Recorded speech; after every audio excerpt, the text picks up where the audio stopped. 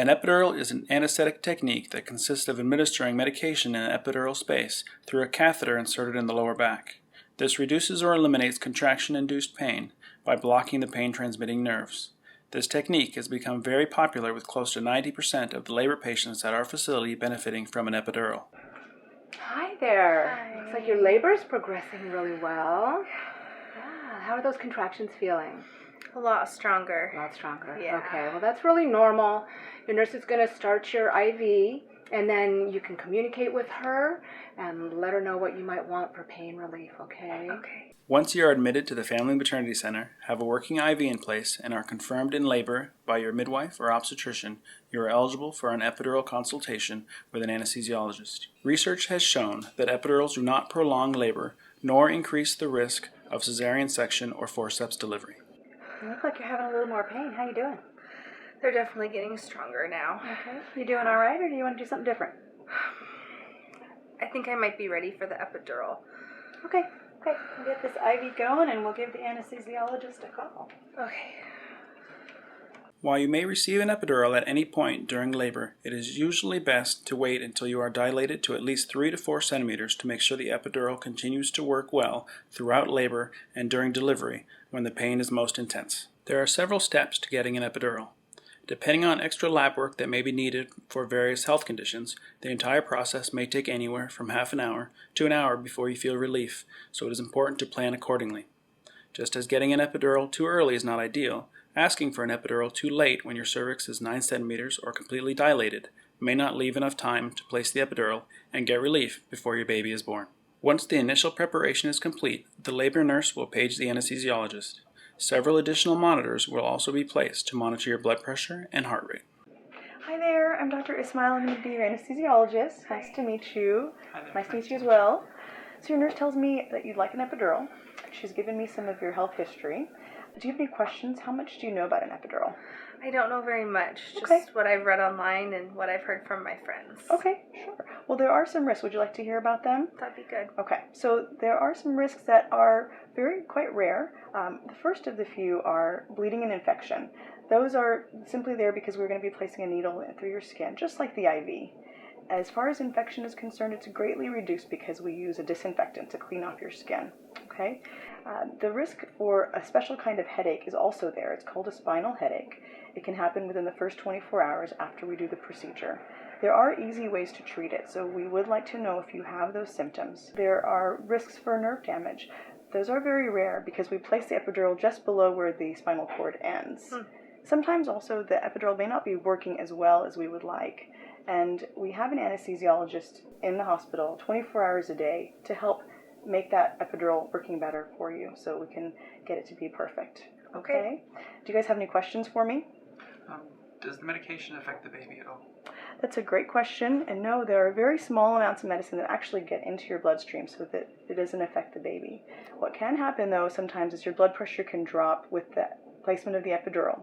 That's why we're going to be checking your blood pressure very routinely and very frequently once the procedure is started and afterwards. If there is a drop in your blood pressure, we can give you additional IV fluids and medication to help get it to a normal range. Okay. All right. Any other questions? I don't think so. Perfect. Well, the nurse will help you get into position, and I'll get set up. Thank you so much. Welcome.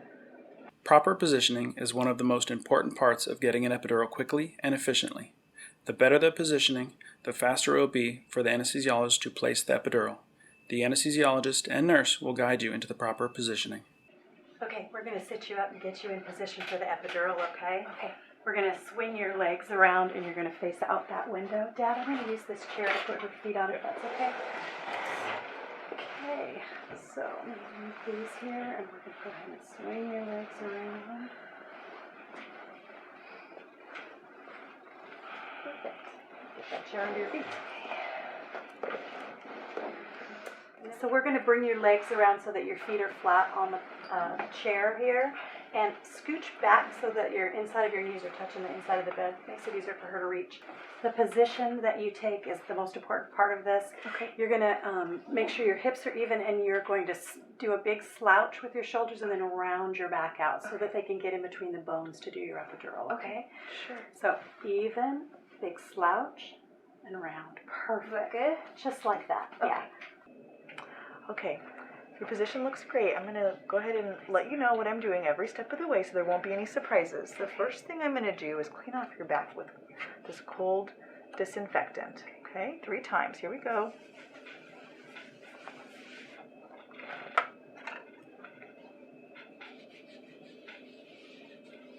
Excellent. One last time.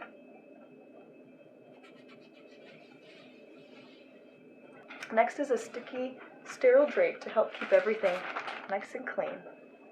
Although it usually only takes a few minutes to place the epidural, finding the right spot can take longer depending on the individual patient's anatomy and size. Can you curl a little bit more around your baby? There you go. That's perfect. Okay, the first part is the most painful part, and it just lasts a few seconds. It's the numbing medicine for your skin. Here we go on the count of 3. 1, 2, 3. Very good. Okay, the next part. I think I'm having a contraction. Just a minute. Okay, we'll wait until you're ready to go. Just let me know. As much as possible, the anesthesiologist will try to work in between contractions. However, there may be certain parts of the procedure where they'll have to continue regardless of a contraction. Okay. Great, go ahead and get back into that position again. Relax your shoulders. Push your back out towards me where you feel my fingers. Great. Okay, the epidural now will feel like a lot of pressure. If you feel anything pokey, let me know. I'll give you some more numbing medicine, okay? All right. Perfect. Great, we're in the right spot. I'm just going to give you some medication now. I think I'm having another contraction. What do I do? It's okay. It's okay. Just breathe nice and deep. You can breathe through this contraction. Just hold as still as you can. Nice and still. And what I'm going to do is go ahead and place that catheter in. We're almost done. Good job. Nice. You're doing great. Let me know if you have any ringing in your ears or tingling around your mouth. Anything at all? No. Perfect. I think I have another contraction coming on. So. Okay, well, all the needle's out. So the next thing I have to do is just tape it down and we're ready to go, okay? Once the epidural location is verified, the anesthesiologist will give an additional dose of medication to get you comfortable. Roughly 5 to 10 minutes after this dose of medication, you will feel your legs getting warm and tingly. Usually around 15 minutes to 20 minutes later, you will feel your contractions get shorter and then less intense. It is normal with a working epidural to still feel pressure when having contractions. So this catheter is very flexible, as you can see here. The anesthesiologist will connect the epidural catheter to a pump that administers a continuous dose of medication throughout the duration of your labor and delivery. Lying on it, moving around is not going to kink it or affect it in any way, okay? And as the baby starts to move down into the pelvis, you'll start to have some more pain in areas where the epidural wasn't necessarily working as well before. So for that reason, we have some more medication that you can give to yourself. You'll have a little button that you can push. You can't give yourself too much. It will only allow you one button push every 10 minutes, so that there's no risk for an overdose. Just let us know if you're not getting comfortable, though, because the nurse can then call me and I can help you get it set up. Okay? All right? Sounds good. How was that last contraction? I didn't feel it as much. Excellent. Good. Yeah. All right. Thank you. In rare cases, in which an epidural continues to not work well, it may need to be replaced. Proper positioning in bed after epidural placement is also important to make sure the medication is distributed evenly to both sides. You will have to remain in bed after receiving your epidural, as your legs may be weak and you will be at high risk for falling if you try to walk. You will also not be allowed to eat or drink anything other than ice chips or a popsicle until the epidural catheter is removed. Once you are comfortable, the labor nurse will place a bladder catheter to drain your urine, as you will not be able to get up to go to the bathroom. If for any reason during your labor you need a cesarean section, the epidural may be used if it is working well.